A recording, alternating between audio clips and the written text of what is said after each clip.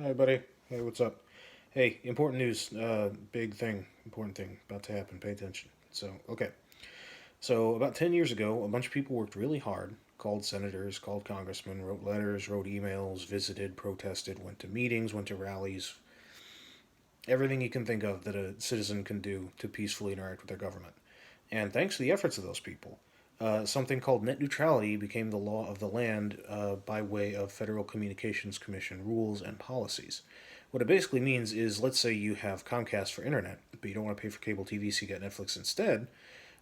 Without these rules in place, Comcast can make it so Netflix is really slow, and that determines your video quality, your connection to Netflix. It also determines, how long you have to wait for video to buffer, how many times a movie that's really exciting stops in the middle of stuff because it can't load the video fast enough to keep up with itself. So basically, net neutrality makes it so that Comcast can't look at its traffic and say, well, this is a video streaming service that competes with our TV service, or this is a telephone service like Skype, or Line, or Kick, or any of those that competes with our phone service. We don't want that to compete, so we're going to make it really slow, and we're going to make it so that, let's say, those companies have to pay extra to use our bandwidth. So basically, the net neutrality rules make it so that an internet service provider can't use the fact that they're standing there with the keys to the internet and use it to say, we're going to charge you whatever we want, and we're going to make it run as fast or as slow as we want based on how much money those decisions make us rather than what's good for people. And Netflix is an example, but Skype is an example. There are hundreds of services that people use, and the meat of net neutrality rules is that if they're taken away, there's nothing to protect consumers from the companies that we pay for the internet, preventing us from getting things that we pay less for by the internet, or don't get have to pay for at all. Everything you can think of, any kind of content that AT&T or Comcast or Cox or Bright House or Spectrum or whatever, Time Warner, whoever might offer, they have to charge fair price essentially instead of whatever they feel like. So that was 10 years ago, roughly. Those rules have been in effect since then, throughout the Obama presidency, and now we're into the Trump presidency.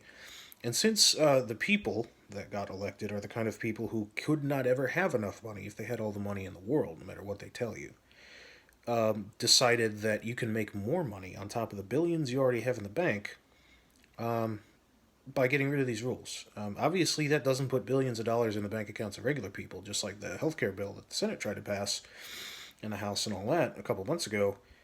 Like, would have ruined healthcare for tons and tons of people and cost more money and everything. There's a sense of desperation in Washington because no one's getting anything done. Everyone's just fighting over everything, even worse than ever before. Moreover than that, bank accounts are, like I said, very important to these guys, no matter what the number inside is. If it can be more, they want more. Okay, so call your senator, call your congressman, or you have two senators, and you have one representative based on where you live. You can go to house.gov and senate.gov, and you can look them up by your zip code, and it will tell you their office's address and phone number and everything. So you can call them, you can send them letters, you can write emails. Might not be enough this time, but we all need to do it. We need to let the people in the government know, Democrat and Republican, especially Republican because a lot of them support it. We need to let them know that it's not okay for them to take these things away because we don't really have any way to control things other than to tell them that. If we tell them in great numbers, they know that a lot of the people who are going to be voting for them, who are politically active, aware people to some degree, and will get involved in elections, maybe even volunteer and spread the word if they do the right thing or the wrong thing. That shows them we care and are interested. If you're not interested, I guess you can stop watching this video, but don't count on being able to watch stuff like this much longer without the quality going down or the price going up or selection based on criteria you don't have to worry about now that define what you can watch and what you can't watch and what you can watch but not enjoy and what you can watch and enjoy. There's a reason all the people on the internet, companies and organizations like Wikipedia, people who make the internet a wonderful, fantastic place full of great stuff like the free knowledge of virtually all of human history so you can make informed decisions about your life and read cool articles. And the people who sit on boards of executives in Washington disagree on this. If you have to go to the doctor, if you're trying to pay for college, if you're trying to buy a house. Things have been set up so that the people who have the influence to run these businesses and industries can they have more freedom to do these things than we do as citizens to be protected, because obviously every citizen can't donate great amounts of money to campaign funds and make all sorts of deals that solidify power where it is. So long and short of it is, call your senator, call your representative, write them letters, write a letter and read it over the phone.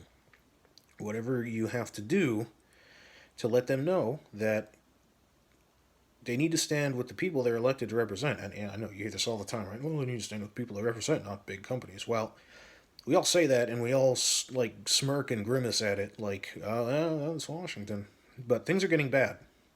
It's getting to the time where we can't all just make snide comments and angry Facebook posts and talk about how much we hate election season, because for a generation, those things that we hate have been very effective in allowing the people who make them and come up with them to go out of control with the way our government works and the way people are treated.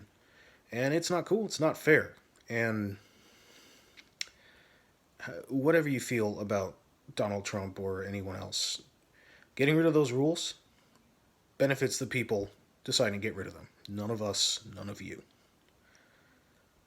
So get in touch with your government peacefully.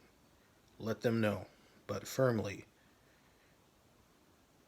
it's time to call it on this guy, Ajit Pai, in the FCC, and his slowly proceeding plans since being appointed to get rid of the most important thing, keeping the internet what it is for us here in the United States.